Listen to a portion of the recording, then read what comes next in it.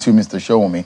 There are those who believe that to what end is Mr. Atiku Abubakar up to with his pursuit of this? And he has also said, look, this is not my only, it's not a fight for only myself. Peter Obi, Kwankwaso, join me in this fight. To what end? Well, I think he acknowledged those two gentlemen in the sense of the fact that they were also presidential candidates. I'm not sure he's building any concave of all come together and start disturbing the system. I don't want anybody to read it that way. He was paying obedience to those who are putting some effort in sustaining the democratic principle, and he was trying to say, gentlemen, we have an assignment before us. And what really is that assignment, Sheung? Sheung, there are two schools of thought in law or justice. There are those who believe that truth must be and is always subservient to justice because of the rules of court and looking for evidence and all of that. But I'd also tell you that without justice, that there is nothing you can call justice in the realest of the sense if you leave truth. So I would just say that at the height of this struggle, beyond what the courts will say, because these matters can't be sub judice, and we must be careful, is the honor of this nation. And I always tell people that, look, whereas the cloak, that's the cloth that the law wears, is fact, I always say that the cloak that the leader wears is honor. And that a leader or a president, in the case now, is the absolute alter ego of the country and the brand ambassador of that country. Therefore, you cannot begin to trivialize anything that seeks to say that, oh, we have become a people who pretend as if a 25, 30-year-old conversation, we don't have a right to know precisely what the truth is. Who is he? Where was he born? Where did he school? Which secondary school?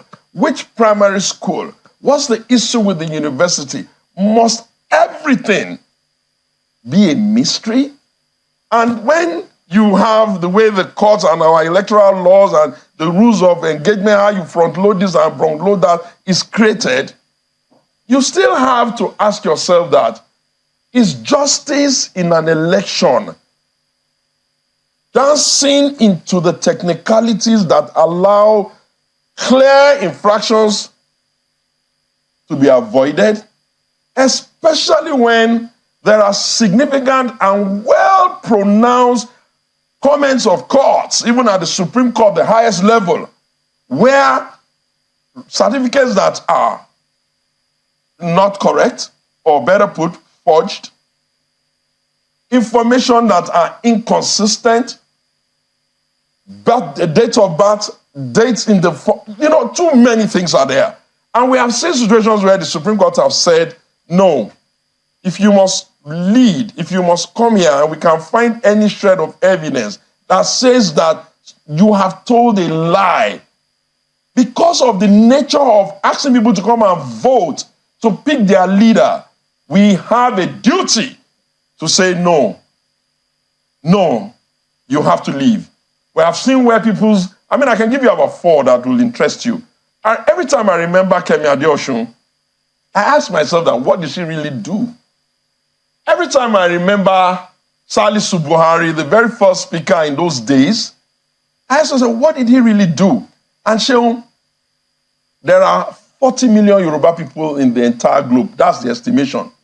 There are 222 million thereabout people in Nigeria. There are 93 million registered voters in Nigeria. The verdict that is in President Bola Ahmed Tinubu's hand is by 8 million people. Shall all of us who are not part of that 8 million now say to ourselves that we are now at the proudest moment of our lives, wherein under deposition, documents are flying about, some saying female, some writing male, some saying he came with a social security number that is tied to a woman. Look, let me tell you, Sheung, I know a lot of people who spoke the Bola Tinubu presidency into power.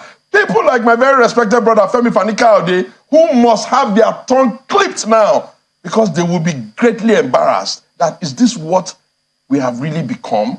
And you know, Sheung, the painful thing about it is that we want the entire country to pretend as if Atiku is now so guilty because he has the stamina and the gusto to go through all this. Even if nothing happens from the Supreme Court, and if something happens from the Supreme Court, would this not be a line that we should never cross in this country? And I need to put it to you, Sheung, Atiku, this is not the first time Atiku has put himself in harm's way just for all of us. Even if you can't remember any, even though there are a plethora of others and court cases in court, one of them being the fact that a governor cannot just get up in the morning and remove his deputy, a president cannot get up and remove his vice. It's down to Atiku and fighting. The one that all Nigerians must even take a bow for is that, do you know how Nigeria would have become if it was really possible for somebody to stay in power perpetually and somebody had to stand at top time when even generals in this country were mooted? If Atiku has gone to Chicago to go and find the certificate, pray, why wasn't the certificate produced in the first time? Why is it a secondary school that doesn't exist? We have been derobed. People in England are telling me now that nurses are going to have to go and redo their nursing qualification exam. You know why? Because we have now become a nation of cheaters. We have now become a nation of duplicitous people who cannot even, come on, even the back ends of some other countries. You know what the governments of the countries are doing? They're doing like this. They are whispering behind our back. And Sheung, when we wanted to go on this journey, one day I was on one of those programs, I always try to speak fact. I tried to say to even the president then that is immortality in the villa, because the contraption and everything put together does not suggest that this is the best that Nigeria can put forward. And before you start telling me about any genius economic policies, the reality on ground does not even suggest so. That team that he has put together could have been put together for any other person that will carry the honor, the integrity. So do you know how I feel? I feel diminished. I feel that, are these the children of Bafemi Awolowo? Are these the people that Abraham Adesoya and the likes of them in AD, did they know all this and allow it to slide? Must we now get to a position in the world where we're sending like thousands and thousands of emails to one institution to ask for the same record that could have been produced? Did you read the deposition? Even the school itself must bury his head in shame. The school has a right to say, this is totally the position we have, and be unambiguous about it. They can't write that deposition in a manner that in one breath you get the impression they are saying, oh, he's with us, he went to our school. In another breath they are saying, we can't validate the certificate. In another breath they are saying, the vendors did it. In another breath they can't find the person that signed it. In another breath, the truth of the matter is that, are we even sure that a female document from a school, especially a HSC and a university, secondary school that doesn't exist, produce the entry requirement for a particular certain personality that we can no longer unmask? How can we even be sure he attended? At the heart of this thing is we have it on record among the deposited material. The people in CSU were playing, they were running left and running right. They couldn't even own the entry requirement that says female. They could not speak to the social security number on that entry requirement that is linked to a female with a similar name. How do we even know if the guy went there? But your argument ab initio is that Bola Tinubu did not go to CSU. That's the point I'm making to you. Are you changing your position? What I'm saying to you is that our argument still stands. That he did not attend CSU. We've just gone there. We've just gone there. If somebody wrote on a piece of paper that one mister, does that invalidate the fact that we have evidence under the position that the social security belongs to a woman? Is that going to invalidate the fact that we have a document from the entry university that says it's a woman? Is that going to invalidate the fact that he said there's a secondary school he attended, even to that institution that does not exist? Have you never heard of people having similar names? Does Adekunle now become Ahmed? Does the date of birth tally? Do you know what is called identity theft? Do you know what it takes to say this is not the identity? It's just that the information on two documents don't tally. All right. They forget that there's something called Section 137(1)(j) that says that for you to be qualified, even to stand for any office, you cannot present forged or dodgy documents.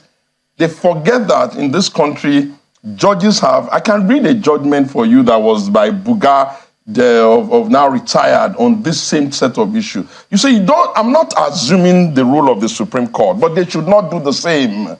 They must not come and tell us here that we have become a nation now. There are no judges in our Supreme Court who understand the essence of jurisprudence, who understands that being a final court of policy, they have automatic powers to do and undo.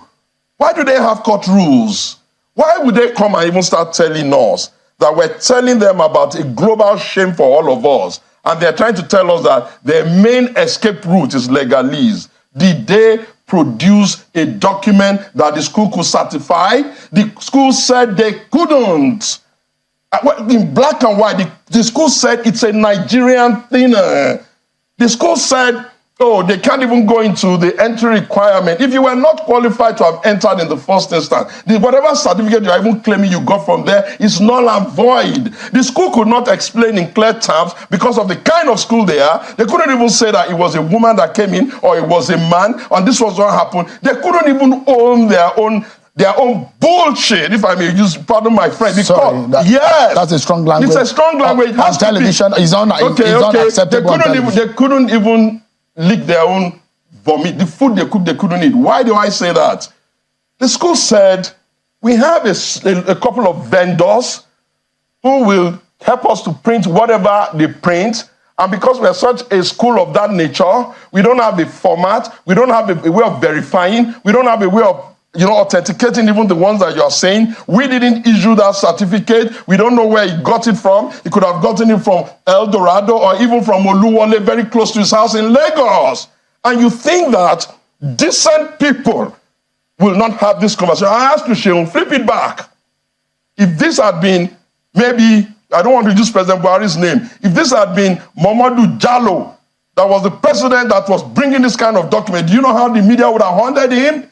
Do you think it was easy for, what's that guy's name, the former speaker, Salisu Buhari? Do you think it was easy for him as a young man to come and say, I'm sorry, I told a lie and left the scene?